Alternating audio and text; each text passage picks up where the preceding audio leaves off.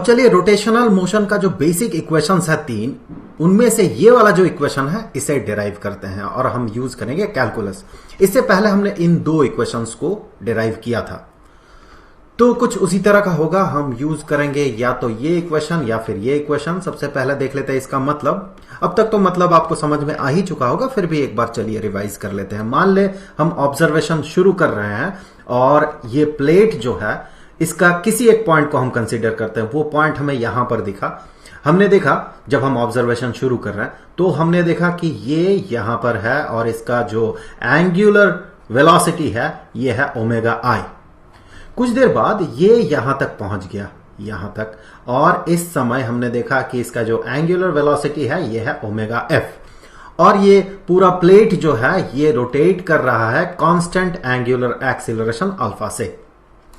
तो इस पूरे प्रोसेस में इसने जो एंगल सबटेंड किया, जिसे कि हम एंगुलर डिस्प्लेसमेंट कहते हैं, वो एंगल है ये वाला और इसे हम थीटा से डिनोट करते हैं। तो यहां पर इन क्वांटिटीज को omega I initial angular velocity, final angular velocity, angular acceleration और ये थीटा जो है एंगुलर डिस्प्लेसमेंट, उनको इंटर रिलेट करता है ये वाला इक्वेशन।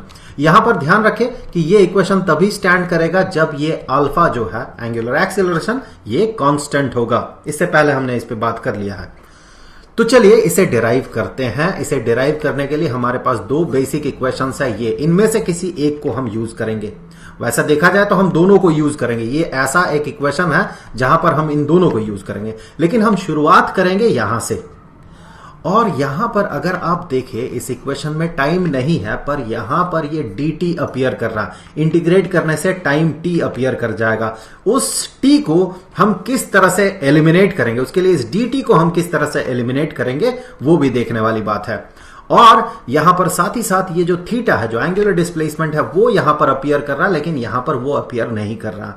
तो हम एक ट्रिक यूज करेंगे, इसे इंसर्ट करेंगे किसी तरह से। इसे इंसर्ट करते हुए हम यहां से dt को एलिमिनेट करेंगे और थीटा को इंट्रोड्यूस करेंगे। तो चलिए देख लेते हैं हम कैसे करेंगे इसे। सो ये जो बेसिक इक्वेशन है वो है angular acceleration is equal to time rate change of angular velocity. तो अब इसी को हम कुछ ऐसे रिप्रेजेंट करेंगे, देखिए कैसे। Alpha is equal to d omega d theta into d theta d t. तो ध्यान से देखें, अगर आप यहां कैंसिल करते हैं तो ये दो जो क्वांटिटीज है ये कैंसिल हो जाएगा और बचा हुआ रहेगा डी ओमेगा डी टी, जो कि आपको यहां पर दिख रहा है। अब मजेदार बात यह है कि देखिए डी थीटा जो है ये इंट्रोड्यूस्ड हो गया और साथ ही साथ ये जो टर्म है ये ओमेगा के बराबर है। तो हम इसी को लिख सकते हैं, पहले इस टर्म को लिख लेते हैं। सो आगे यही इक्वेशन कुछ ऐसा बन जाएगा, ये जो कि ओमेगा के बराबर है इनटू ये वाला क्वांटिटी जो है डी ओमेगा डी थीटा, जो कि बराबर होगा अल्फा के। सो यहां से आगे बढ़ते हुए इक्वेशन के दोनों साइड में अगर हम डी थीटा मल्टीप्लाई कर देते हैं तो हमारे पास बचा हुआ रहेगा omega d omega is equal to alpha d theta.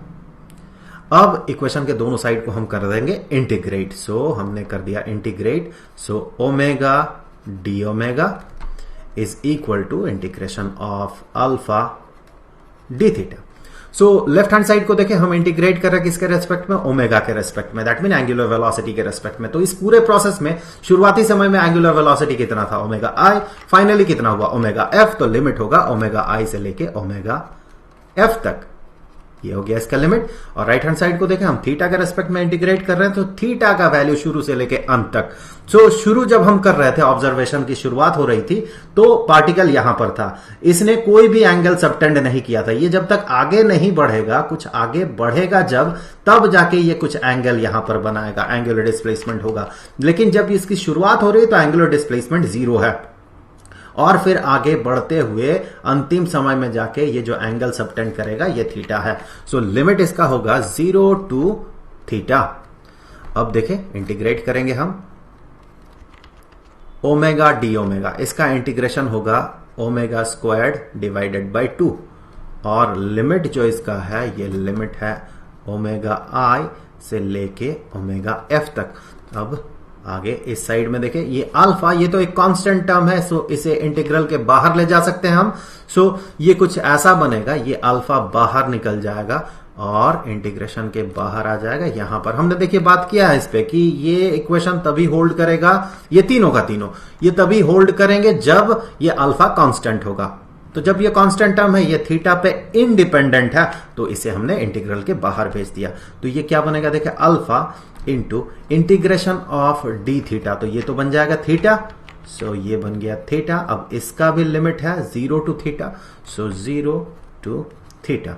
Limit हम कैसे बैठाते हैं, यहां पर सबसे पहले अपर लिमिट इस ओमेगा के जगह माइनस जो भी ये एक्सप्रेशन है, उस एक्सप्रेशन में ओमेगा के जगह lower limit omega i.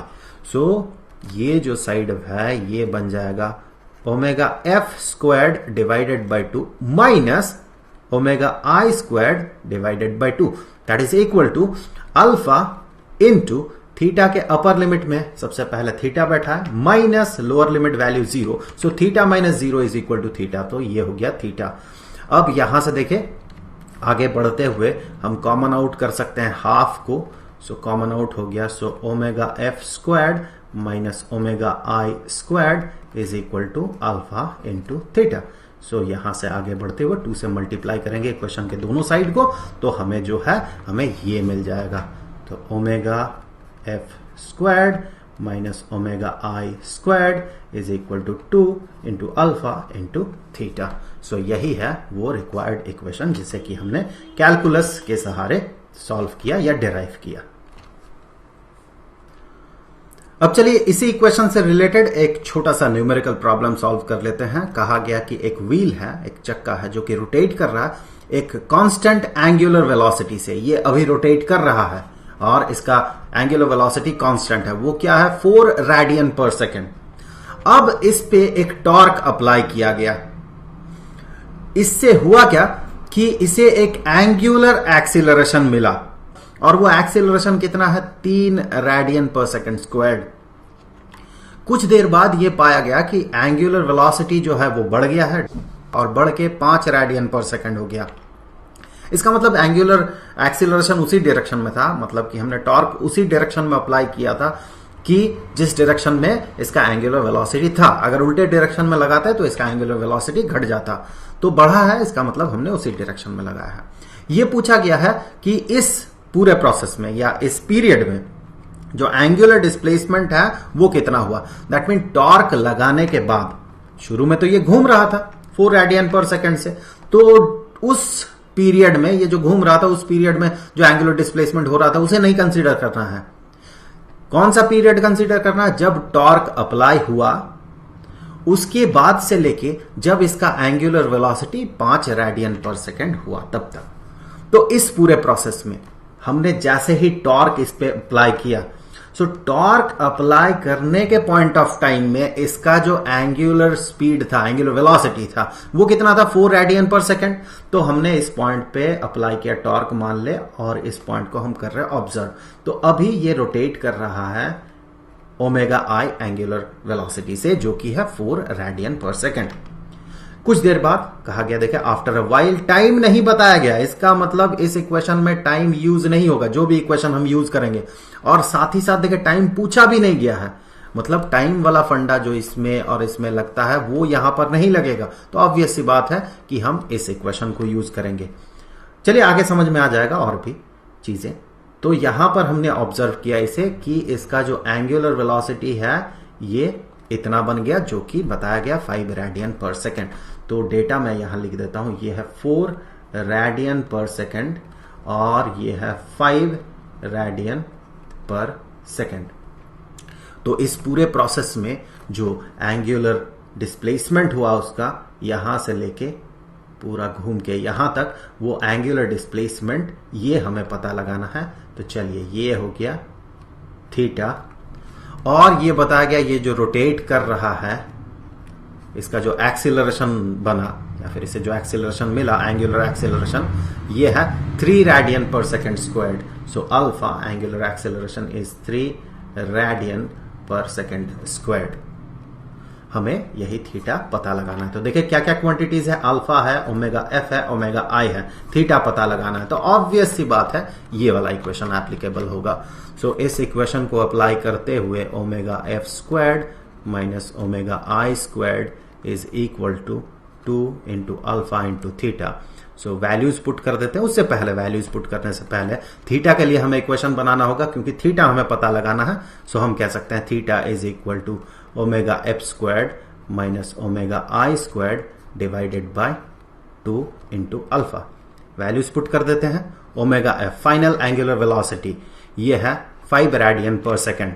So theta ये बन जाएगा यहां से 5 रेडियन पर सेकेंड का होल स्क्वायर, सो 25 रेडियन पर सेकेंड, उसका भी स्क्वायर, वो तो यूनिट है उसे भी स्क्वायर करना होगा। सो रेडियन पर सेकेंड का स्क्वायर, तो रेडियन स्क्वायर्ड पर सेकेंड स्क्वायर्ड माइनस ओमेगा आई स्क्वायर्ड। ओमेगा आई कितना है 4 रेडियन पर सेकेंड, तो 16 रेडियन स्क्वायर्ड, 16 रेडियन स्क्वायर्ड पर सेकेंड स्क्वायर्ड। 16 कहां से आया 4 का स्क्वायर, और इसका जो यूनिट है रेडियन पर सेकेंड उसे स्क्वायर कर दे तो ये मिलेगा हमें, डिवाइडेड बाय 2 इंटू अल्फा।